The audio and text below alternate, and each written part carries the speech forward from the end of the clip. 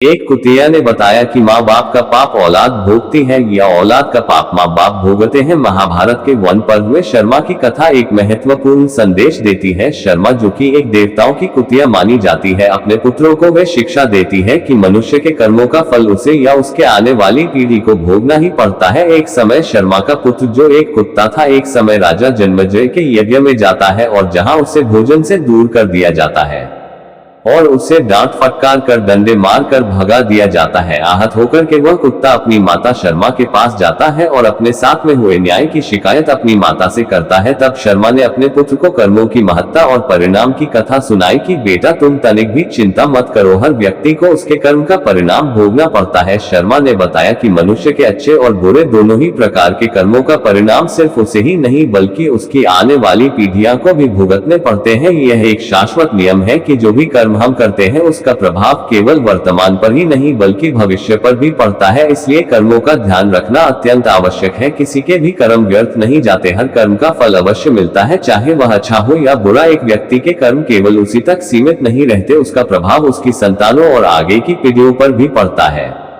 इसके लिए सत्कर्म करना और धर्म का पालन करना अत्यंत आवश्यक है। यदि कोई व्यक्ति अधर्म या अन्याय करता है तो इसका कष्ट उसे और उसकी संतान को भी भोगने पड़ते हैं। तब कुतिया अपने पुत्र को बड़ी ही मार्मिक कहानी सुनाती है कि किस तरह माँ बाप के पुण्य और पाप का फल औलाद होती है और औलाद के कर्मों का फल माँ बाप को भोगना पड़ता है। शर्मा कहती है, पुत्र ध्यान देकर सुनो, मैं तुम्हें जो कथा सुनाती हूँ इसे सुनकर तुम्हारे प्रश्न का उत्तर मिल जाएगा, लेकिन कथा को तुम पूरे मन लगाकर सुनना, तभी तुम्हें पता चलेगा कि माता पिता द्वारा किए गए अपने जीवन में अच्छे या बुरे कर्मों का फल उनकी औलाद को क्यों भोगना पड़ता है।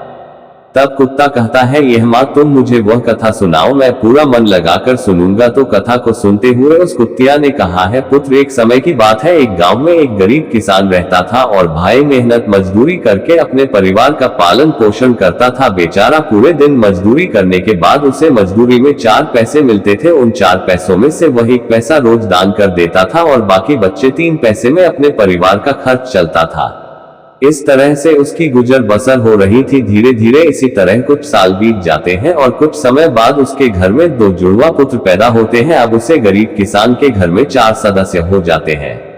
अब उस किसान के लिए अपने परिवार का पालन पोषण करना बहुत मुश्किल होता जा रहा था। फिर जब उस किसान के लड़के धीरे धीरे बड़े होते हैं तो उन्होंने अपने पिताजी से कहा, पिताजी, आप रोज रोज मेहनत मजदूरी करके 4 रुपए कमा कर लाते हो, जिसमें से 1 रुपया आप रोज दान में दे देते हो। इस प्रकार तो बाकी बचे हुए 3 रुपए में हम अपना गुजारा कैसे कर पाएंगे। समय के साथ हमारा खर्च और हमारी जरूरत बढ़ गई है। अब हम सबका पेट पालने के लिए हमें और अधिक पैसों की आवश्यकता है, अपने बच्चों की। यह बात सुनकर किसान चुपचाप खड़ा रह जाता है। फिर उसकी पत्नी ने कहा, बेटो, ऐसी कोई बात नहीं है, आपके पिताजी रोज 4 रुपए कमाते हैं और उसमें से 1 रुपया जो दान कर देते हैं, वो रुपया हमारा कोई व्यर्थ में नहीं जाता है। ये दान हम आप दोनों के लिए ही तो करते हैं, दूसरों के लिए नहीं करते। लेकिन वह दोनों अभी छोटे थे, इसलिए अपनी वह माँ की बात उनके ठीक से समझ में नहीं आई कि मेरे पिताजी 1 रुपया दान क्यों करते हैं और उस दान का फल हमें कब मिलेगा। कुतिया आगे कहती है, हे पुत्र, इस तरह कुछ समय और बीत जाता है और किसान के दोनों बेटे थोड़ा और बड़े हो जाते हैं।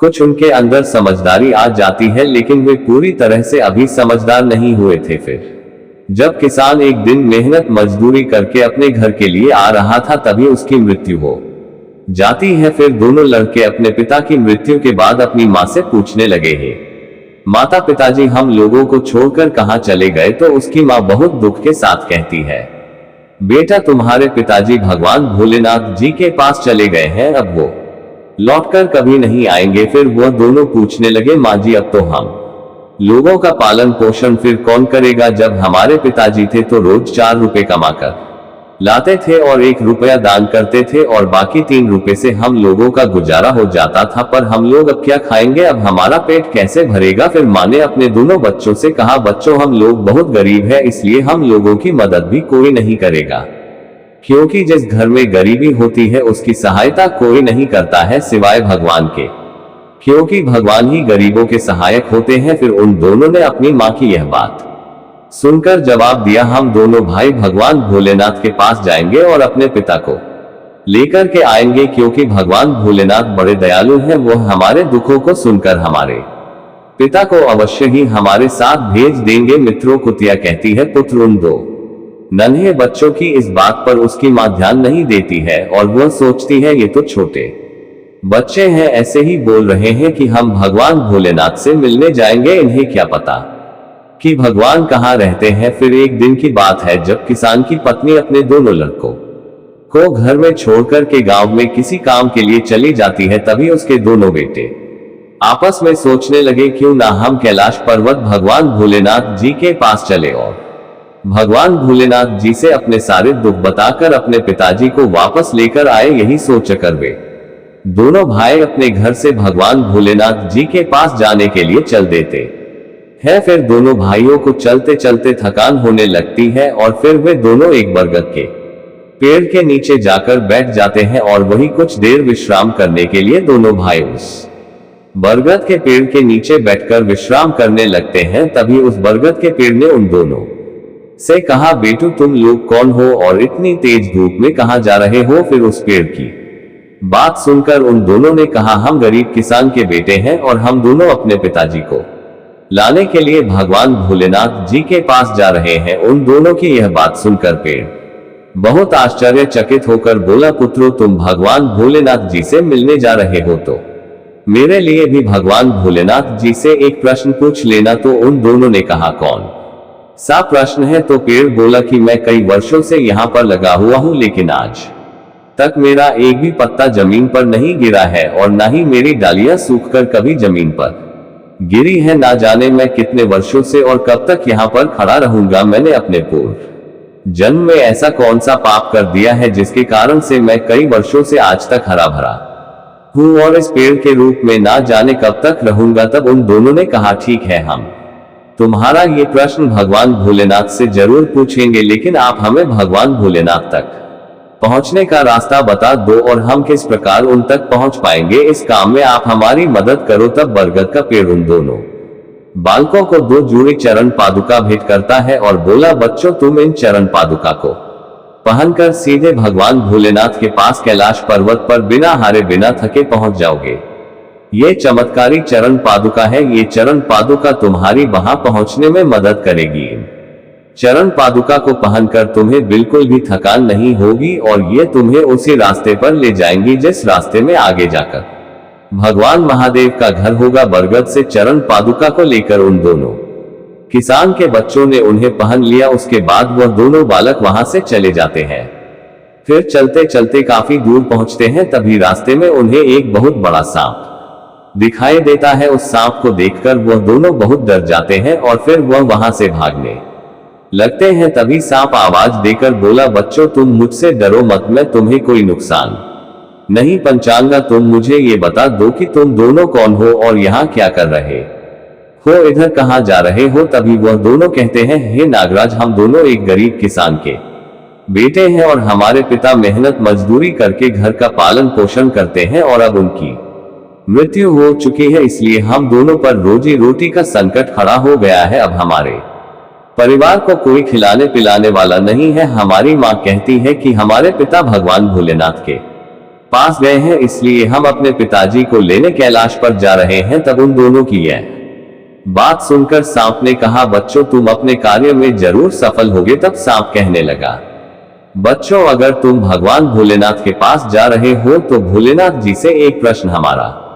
भी पूछ लेना। तो उन दोनों ने कहा, हाँ नागराज, आपका कौन सा प्रश्न है, कृपया हमें बताए, हम आपके प्रश्न का उत्तर भोलेनाथ जी से अवश्य पूछ लेंगे। तब सर्प कहता है कि मैं कई वर्षों से यहाँ पर पड़ा हुआ हूँ, मेरे से अब चला भी नहीं जाता है। मेरे शरीर में इतनी शक्ति नहीं है कि मैं थोड़ा सा भी चल सकूं। मैंने अपने पिछले जन्म में ऐसे कौन से पाप किए हैं जिसके कारण से मुझे ऐसी सजा भोगनी पड़ रही है। सांप की यह बात सुनकर उन दोनों ने कहा, ठीक है, हम आपका ये प्रश्न भगवान से जरूर पूछेंगे। इतना कहकर वह दोनों लड़के आगे बढ़ जाते हैं। फिर चलते चलते रास्ते में उन्हें एक सेठ जी मिलते हैं। वे सेठ जी अपने कुछ नौकरों के साथ एक कुआं खुदवा रहे थे। सेठ जी ने उन दोनों से कहा, हे बालकों, तुम दोनों इतनी कड़ी धूप में इधर कहां जा रहे हो। तो वे दोनों किसान के बेटे सेठ से कहते हैं, कि सेठ जी हम दोनों एक गरीब किसान के बेटे हैं और हमारे पिता की मृत्यु हो गई है। हम दोनों अपने पिताजी को लेने के लिए भगवान के पास जा रहे हैं। तो सेठ कहता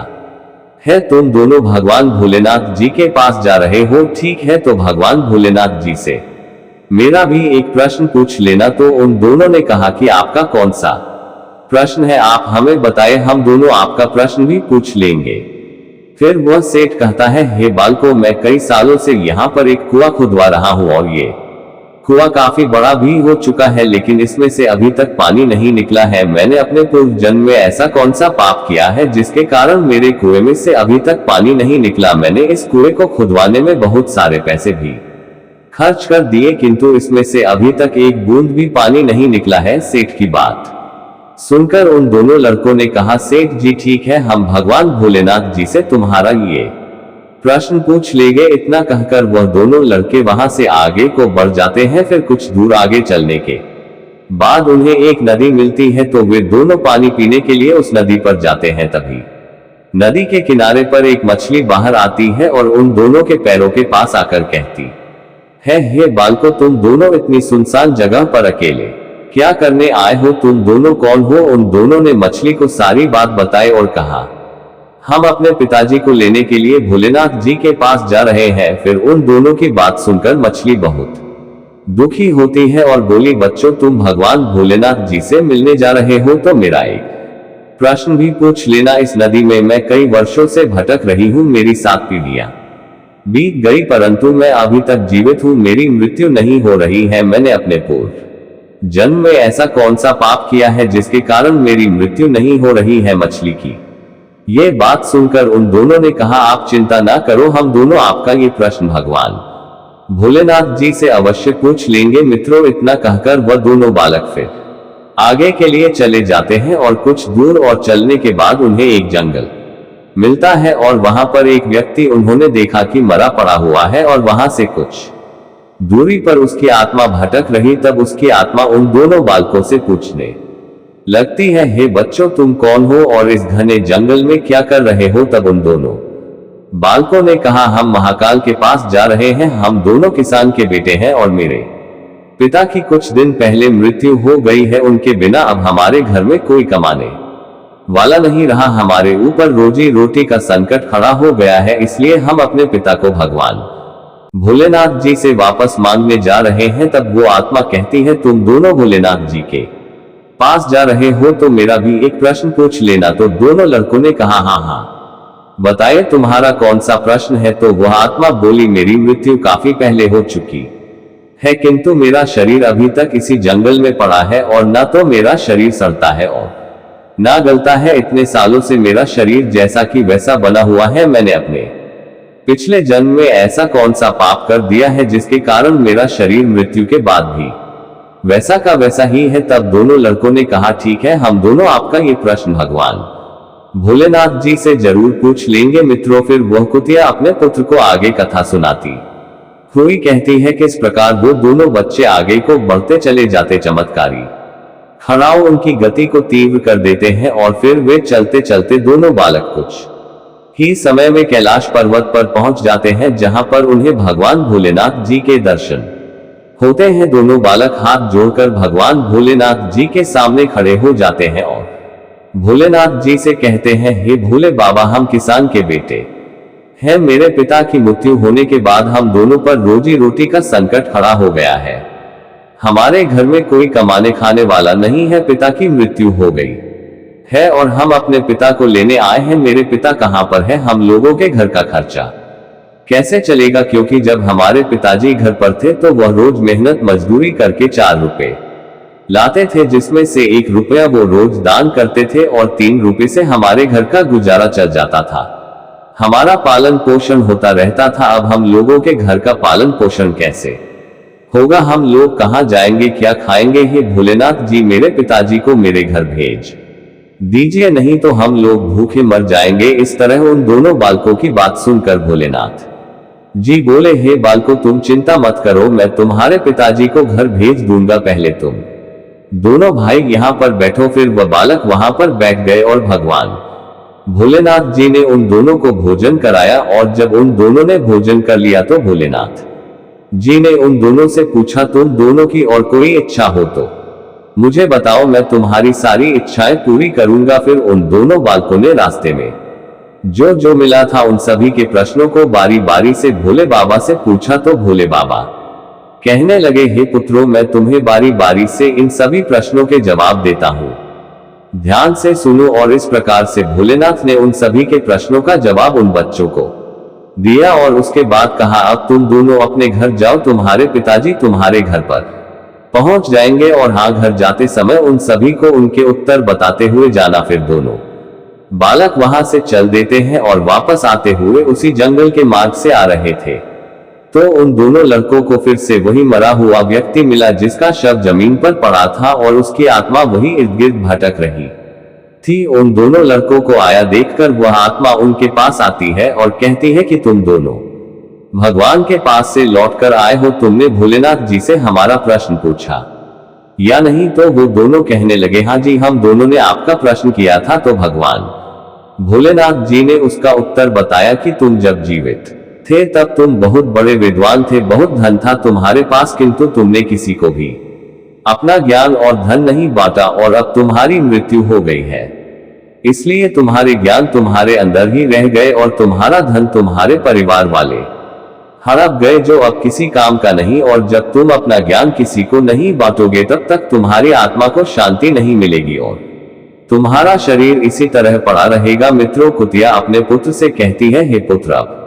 कथा को बहुत ध्यान से सुनना, क्योंकि यही से आपको आपके प्रश्न का उत्तर मिलेगा कि माता पिता द्वारा अपने जीवन में किए गए पापों का फल उनकी औलाद को क्यों भोगाना पड़ता है और औलाद के कर्म का फल माँ बाप को क्यों मिलता है। उस मृतक आदमी ने उन दोनों बालकों से कहा, तुम दोनों ही मेरा ज्ञान और धन ले जाओ। और इस तरह उस मृतक आदमी के पास जितना भी ज्ञान था वह सारा ज्ञान उन दोनों भाइयों को दे दिया और इसके तुरंत बाद ही उस आदमी की आत्मा को मोक्ष की प्राप्ति हो गई। इधर वो दोनों भाई वहां से आगे के लिए चल देते हैं और चलते चलते उसी नदी के पास पहुंचते हैं जिस नदी में उन्हें मछली मिली थी। उन दोनों को देखकर वह मछली खुश हो जाती है और उनसे पूछती है, क्या तुम दोनों ने भगवान भोलेनाथ जी से मेरा प्रश्न पूछा था? तो उन दोनों ने कहा, हाँ, हम दोनों ने आपका प्रश्न पूछा था। तो मछली बोली, भोलेनाथ जी ने हमारे प्रश्न का क्या उत्तर दिया? तब वे दोनों बालक उस मछली को बताते हैं कि तुम्हारे अंदर अमृत का वास है और जब तक तुम इस अमृत को किसी को नहीं दोगे तब तक तुम ऐसे ही जिंदगी जीती रहोगी। फिर मछली ने उन दोनों बालकों से कहा, अब मेरा अमृत मुझसे कौन लेगा? क्यों ना तुम दोनों ही मेरा अमृत ले जाओ और मुझे इस जीवन से मुक्त कर दो। तो उन्होंने उस मछली से वो अमृत ले लिया और उसको इस जीवन से मुक्त कर दिया। फिर दोनों भाई वहां से आगे बढ़ गए। फिर चलते चलते रास्ते में उन्हें वही सेठ जी मिलते हैं जो कई वर्षों से कुआं खुदवा रहे थे, किंतु अभी तक कुएं से पानी नहीं निकला था। तो सेठ ने उन दोनों लड़कों से कहा, तुमने भगवान भोलेनाथ जी से क्या हमारा प्रश्न पूछा? तो दोनों बोले, सेठ जी, हम दोनों ने आपका प्रश्न पूछा था। तो सेठ ने कहा, फिर भोलेनाथ ने हमारे प्रश्न का क्या उत्तर बताया? तो वे दोनों बालक कहते हैं कि भोलेनाथ जी ने कहा है कि आपके घर में 2 जवान बेटियां बैठी हैं, जब तक आप उन दोनों कन्याओं का विवाह नहीं कर देंगे तब तक इस कुएं में से एक बूंद भी पानी नहीं निकलेगा। जवान कन्याओं को घर में बैठकर देखने से पिता को पाप लगता है, इसलिए आप पहले उन दोनों कन्याओं का विवाह कराए और अपने हाथों से कन्या दान कीजिए, उसके बाद ही इस कुएं से पानी निकलेगा। फिर उस सेठ ने कहा, तुम दोनों मुझे बहुत ही अच्छे स्वभाव के मालूम पड़ते हो और बहुत ही अच्छे चरित्र वाले हो, देखने में तुम दोनों सुशील और सुंदर भी हो, इसलिए मैं चाहता हूं कि आप दोनों ही मेरी दोनों कन्याओं से विवाह कर ले। मित्रों, कुतिया आगे कहती है कि हे पुत्र, इस प्रकार उस सेठ ने अपनी दोनों कन्याओं का विवाह उन दोनों किसान के पुत्रों के साथ में कर दिया और खूब सारा धन दौलत उन्हें दान में दी। अपनी दोनों पत्नियों को लेकर वो दोनों लड़के आगे के लिए चल पड़ते हैं। उधर अपनी बेटियों का विवाह करने के बाद जब सेठ ने कुआं खुदवाया तो कुएं से शीघ्र ही पानी निकल आता है। चलते चलते रास्ते में उनको फिर वही सर्प मिलता है। सर्प ने उन दोनों को देखकर कहा, तुम दोनों ने मेरे प्रश्न का उत्तर भगवान भोलेनाथ जी से पूछा था या नहीं? तो उन दोनों ने कहा, हम दोनों ने आपके प्रश्न का उत्तर भोलेनाथ जी से पूछा था। तो सर्प ने कहा कि भोलेनाथ जी ने हमारे प्रश्न का क्या उत्तर दिया। तब वो किसान के दोनों बच्चे उस नाग राज से कहते हैं कि हे नागराज, तुम्हारे पास जो नाग मणि है, तुम उस नाग मणि को कभी धरती पर नहीं उगलते हो और ना ही कभी किसी को दान करते हो, और जब तक तुम इस मणि का दान नहीं करोगे तब तक तुम ऐसे ही जीवन व्यतीत करते रहोगे। और उन दोनों की यह बात सुन करके सांप ने कहा, बच्चों, तुमने मेरी समस्या का हल बता दिया है, इसलिए मैं चाहता हूं कि इस नागमणि को अब आज से तुम ही ले जाओ। इतना कहकर उस सांप ने अपनी नागमणि को उन बच्चों को दे दिया। मित्रों, नागमणि को देते ही उस सर्प की आत्मा को मोक्ष की प्राप्ति हो जाती है। फिर दोनों बालक अपनी पत्नी को लेकर आगे बढ़ जाते हैं और फिर उसी बरगद के पेड़ के पास पहुंच जाते हैं जिसने उन्हें चरण पादुकाएं उन दोनों को दी थी। उन दोनों बालकों को देखा तो पूछने लगा, क्यों बच्चों, क्या तुमने भगवान भोलेनाथ जी से मेरा प्रश्न पूछा था? तो उन्होंने कहा, हाँ हाँ भोलेनाथ जी से तुम्हारा प्रश्न हमने पूछा था। तो पेड़ बोला, तो भोले बाबा ने हमारे प्रश्न का क्या उत्तर दिया? तो जवाब दिया कि आप पूर्व जन्म में गुरुकुल के गुरु थे और आपके पास जो बच्चे विद्या अध्ययन करने के लिए आते, आप उनको शिक्षा देने की बजाय उनसे अपने घरेलू कार्य कराते थे और अपने हाथ पैर दबाते थे और उनके साथ शिक्षा देने में भेदभाव करते थे। उन बच्चों के श्राप के कारण ही तुम अब हिल-डुल नहीं सकते हो। तुम्हारे अंदर जो ज्ञान भरा हुआ है उसे किसी बच्चे को दे देना, जिससे तुम्हें मोक्ष की प्राप्ति हो जाएगी। फिर बरगद के पेड़ ने बच्चों से कहा, मेरा ज्ञान तुम दोनों ही ले लो, जिससे मुझे मोक्ष की प्राप्ति हो जाए। फिर उन दोनों भाइयों ने सारा ज्ञान ले लिया, जिससे उस पेड़ को मोक्ष की प्राप्ति हुई। फिर दोनों भाई अपनी पत्नियों को लेकर अपने घर पहुंच जाते हैं। अपने दोनों बेटों को देखकर किसान की पत्नी बड़ी खुश हो जाती है और कहने लगी, पुत्रों, अचानक से तुम दोनों बिना बताए कहां चले गए थे और आज इतने दिनों के बाद घर वापस लौट कर आए हो, और तुम दोनों के साथ में ये दोनों लड़कियां कौन है? फिर उन दोनों भाइयों ने भगवान भोलेनाथ वाली सारी बातें अपनी मां को बताए। अब वो बच्चे काफी बड़े हो चुके थे और उन्हें समझ आ गया था कि उनके पिता कभी वापस नहीं आएंगे, क्योंकि मरने के बाद कोई प्राणी लौटकर नहीं आता है। उनके पिताजी ने जो दान धर्म किया था उसका फल उन दोनों भाइयों को भगवान भोलेनाथ ने दे दिया है। इसीलिए कहा जाता है, माता पिता के अच्छे और बुरे कर्मों का फल उनकी औलाद को अवश्य मिलता है। इसलिए प्रत्येक मनुष्य को अपने जीवन में अच्छे कार्य करते रहना चाहिए और फल की उम्मीद नहीं करनी चाहिए। उससे उसके कर्मों का फल अवश्य मिलता है। यदि अच्छे कर्म करोगे तो अच्छा फल मिलेगा और बुरे कर्म करोगे तो बुरा फल मिलेगा। इसी प्रकार औलाद के द्वारा किए गए अच्छे और बुरे कर्मों का फल उनके माँ बाप को भी भोगना पड़ता है। इसलिए हे बच्चों, अपने जीवन में हमेशा अच्छे कर्म करते रहना चाहिए और किसी का बुरा नहीं करना चाहिए, नहीं तो उसे अपने कर्मों का फल भोगना पड़ता है और साथ में माँ बाप को भी उसका फल भोगना पड़ता है। महाभारत के अनुसार अंधे राजा धृतराष्ट्र को उनके 100 बेटों के मारे जाने का दुख उनके अधर्म और अन्यायपूर्ण कार्यों के कारण भोगना पड़ा। धृतराष्ट्र ने अपने पुत्र दुर्योधन और अन्य पुत्रों के अन्याय कार्य को देखते हुए भी उन्हें कभी सही मार्ग पर लाने का प्रयास नहीं किया और न ही उनके गलत कार्यों पर रोक लगाई। राजा धृतराष्ट्र ने अपने भाई पांडु के पुत्रों के साथ हमेशा पक्षपात किया, अन्याय किया, जो उनके पुत्र दुर्योधन के गलत मार्गदर्शन के कारण हुआ। उन्होंने द्रौपदी के चीर हरण और पांडवों के वनवास जैसी घटनाओं पर चुप्पी साध ली थी और अपने पुत्रों के अन्याय का समर्थन किया था। इसी अधर्म का परिणाम उन्हें अपने जीवन में भुगतना पड़ा और उनके 100 पुत्र युद्ध में मारे गए। यह एक उदाहरण है कि अन्याय, अधर्म और अपने कर्तव्यों की अनदेखी का परिणाम अत्यंत दुख और हानि के रूप में भुगतना पड़ता है। महाभारत के अनुसार कौरवों ने धृतराष्ट्र के कई पापों और गलतियों का परिणाम भोगा था, जो उनके अनैतिक निर्णय और अधर्म के कार्यों से जुड़े थी। धृतराष्ट्र के पाप और उनकी अनदेखी के कारण कौरवों को उनके कर्मों का फल भुगतना पड़ा। कुछ प्रमुख कारण इस प्रकार है। नंबर 1, अन्याय और पक्षपात। धृतराष्ट्र ने सदैव अपने भाई पांडु के पुत्रों के पक्ष में अन्याय किया और उन्होंने पांडवों को उनके अधिकार देने के बजाय हमेशा दुर्योधन का साथ दिया, जिससे दुर्योधन और अन्य कौरवों के गलत कार्य बढ़ते गए। नंबर 2, दुर्योधन के अत्याचारों का समर्थन। मित्रों, राजा धृतराष्ट्र ने अपने पुत्र दुर्योधन के अत्याचार और गलतियों को नजरअंदाज किया। दुर्योधन के पांडवों के प्रति द्वेष और अहंकार को बढ़ावा देने में राजा धृतराष्ट्र की भी भूमिका थी, क्योंकि उन्होंने उसे कभी भी अनुशासित करने का प्रयास नहीं किया। नंबर 3, द्रौपदी का चीर हरण। द्रौपदी के चीरहरण के समय धृतराष्ट्र ने कोई कड़ा कदम नहीं उठाया और इस जघन्य अपराध को अनदेखा किया। ये घटना अधर्म और अन्याय की चरम सीमा थी, जिसका फल कौरवों को भुगतना पड़ा। नंबर 4, धर्म के मार्ग से विमुख होना। धृतराष्ट्र ने धर्मराज युधिष्ठिर के साथ भी अन्याय किया और उन्हें छल कपट से जुए में हराकर पांडवों को वनवास भोगने पर मजबूर किया। उन्होंने सत्य और धर्म की उपेक्षा की, जिसका परिणाम अंततः कुरुक्षेत्र के महायुद्ध के रूप में सामने आया। नंबर 5, सत्य का समर्थन न करना। धृतराष्ट्र हमेशा सही और सत्य का समर्थन करने से